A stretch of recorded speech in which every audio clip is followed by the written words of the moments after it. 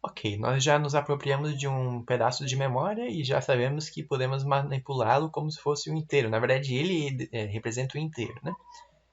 Então, vamos realmente tentar fazer algo útil com, com esse espaço de memória. Então, vamos inicialmente atribuir aqui um valor para o nosso espaço de memória. Em verdade, vamos usar uma função chamada scanf.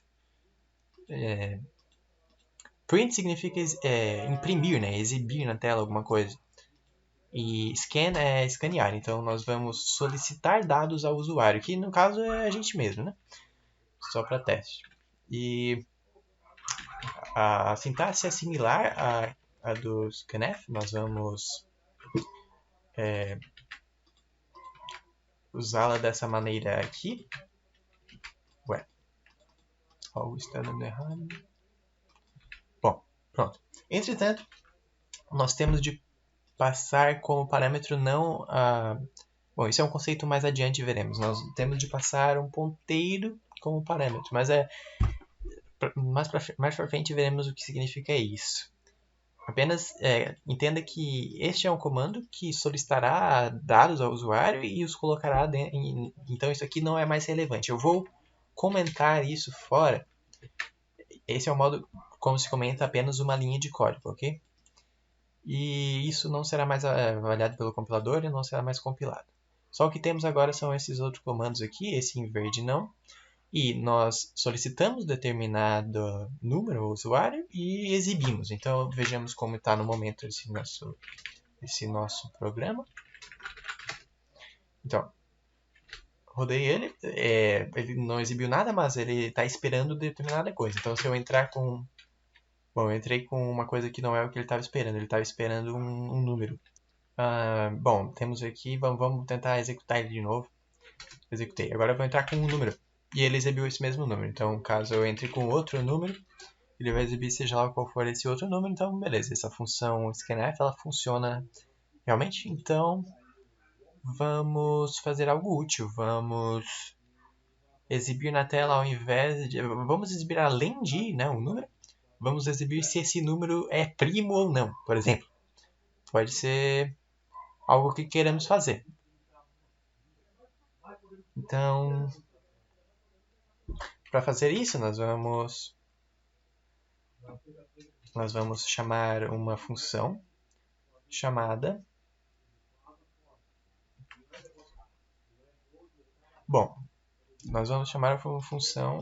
Ao invés de exibir a variável em si, nós vamos exibir o valor de retorno de uma variável, de uma função, perdão, o valor de retorno desta função isPrime quando nós passamos como parâmetro para ela este nosso número. Ok, mas ela não existe ainda, temos de codificá-la. Então vamos aqui em cima, e similarmente à maneira com que codificamos a função main, nós vamos codificar essa função isPrime. A sintaxe adquire-se com o tempo, mas perceba no que eu falo. O conceito é mais importante. Então, bom, nossa função se chamará isPrime, ela retornará um inteiro, vamos convencionar que ela retornará 0 caso esse número não seja primo e 1 caso seja primo. E ela receberá como parâmetro um outro inteiro, e vamos chamar esse inteiro localmente aqui na nossa função de supposed prime, que seria o suposto primo, né? Então, o que eu fiz aqui? Bom, temos o corpo da nossa função. Então, caso qualquer parte de nosso programa chame essa função, ela começará a rodar aqui e nós poderemos retornar um valor. Então, vamos fazer a lógica dessa função, né, para que ela retorne se um determinado número é primo ou não. Então, recordemos-nos de que um número ele é primo caso ele seja divisível apenas por 1 e por si mesmo. Então, eu não vou otimizar isso de maneira alguma, eu vou apenas usar a definição. nós temos que... Vamos inicializar... Bom, vamos a lógica, né? Eu estou fazendo uso de construções que a linguagem permite. Depois eu vou explicar o que significa cada uma delas. Bom, se esse número ele for menor do que 2, então, claramente, ele é não primo. Ele não é primo. Então nós retornamos o zero a seja lá quem nos pediu para verificar se esse número era primo. Agora, caso ele não tenha retornado aqui, estaremos nessa linha de código. Então ele não é menor que 2, então ele só pode ser de 2 para cima. Beleza, então o que vamos fazer agora é usar a própria definição. Então nós vamos percorrer, vou me utilizar de um loop, né?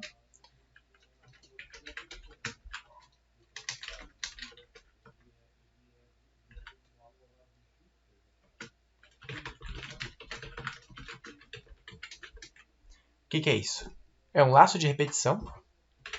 Está me dizendo o seguinte: para uma variável inteira do tipo uma variável inteira chamada i de iterator, né, de iterador, comumente se usa uma letrinha assim ou qualquer outra coisa, iniciando em 2, enquanto ela for menor do que o valor do suposto primo, e você faz isso aqui.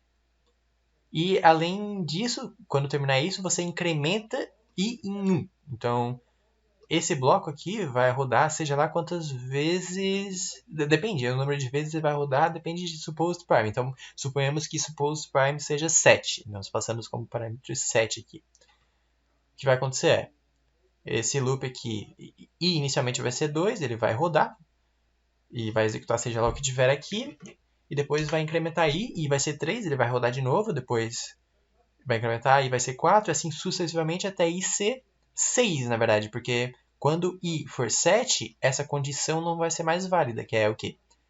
I ser menor do que supposed prime. Quando i ser igual a supposed prime, quando i ser 7, quando i for 7, não vai mais ser verdade isso, e vamos continuar a partir da próxima linha. Então nós vamos aqui nós vamos codificar a seguinte coisa. Nós vamos... Bom, caso exista algum divisor desse supposed prime, significa que ele não é um primo, né? Então, caso o resto da divisão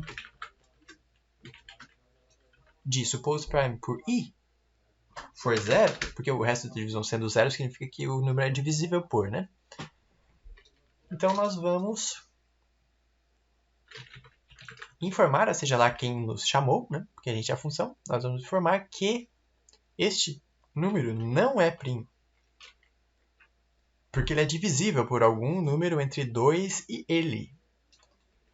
E caso passar no teste, ou seja, caso não retornar para nenhum dessas coisas aqui, então nós vamos informar que, bom, de fato ele é primo, para seja lá quem nos chamou. Temos aqui uma função, aquela função que nós chamamos aqui, mas ela não existiu ainda, agora ela existe. E nós vamos compilar isso para ver se esse código aqui funciona ou não. Então, acabamos de compilá-lo, executamos, então vamos passar um valor 10, por exemplo. Bom, ele retornou 100, mas por quê? Na verdade não é 100 que ele retornou 10, e a gente não colocou nada, e ele retornou 0 depois, porque esse 0 significa que 10 não é primo. Então deixe-me apenas colocar o tal do barra n aqui, esse barra n significa para ele pular uma linha. Então deixe-me compilar novamente. E executamos, vamos passar 100 como parâmetro. Ele exibiu o 100, né, que é essa linha aqui, e informou que 100 não é primo, ou seja, é 0, né? Zero significa que não é primo. Agora, caso passemos 7, por exemplo, bom, 7 não é claro, não chamei o programa, passamos 7 como parâmetro, 7 é primo. Caso passemos 150, 150 não é primo, 23 é primo, e assim, aparentemente, a lógica está correta de nossa função. Então, perceba que nós podemos criar coisas mais complexas com essas coisas primitivas, de modo a retornar coisas lógicas. Então, nós podemos simplesmente verificar se o número é primo através da chamada de uma função, uma vez que nós codificamos essa função. Então, nós podemos usá-la em diversas partes de nosso código.